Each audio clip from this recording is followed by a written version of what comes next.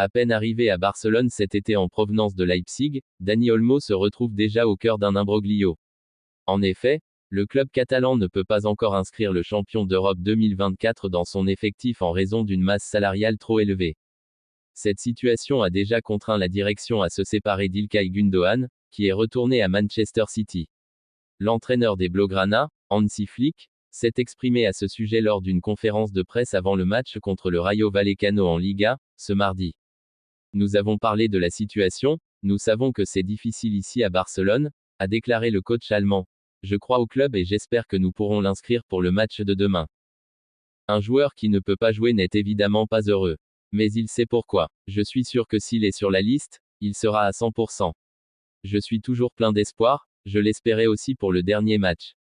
Ce serait bien de l'avoir pour le match de demain, a confié Flick. La trêve internationale de septembre touche à sa fin. L'équipe espagnole a déjà disputé ses 2 matchs avec une victoire et un match nul. Mais le joueur du FC Barcelone, Dani Olmo, n'a participé qu'à un seul d'entre eux.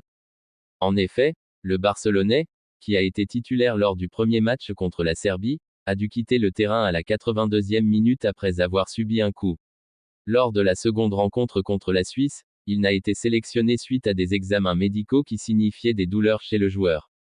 Ainsi, Luis de la Fuente a donc évité de prendre tout risque, ce qui a suscité des incertitudes quant à sa capacité à revenir sur le terrain lors de la reprise du championnat. Olmo est prêt. D'après les informations diffusées par TV3, lundi dernier, Dani Olmo est guéri de sa douleur et sera en mesure de jouer lors du derby catalan contre Gérone dimanche prochain.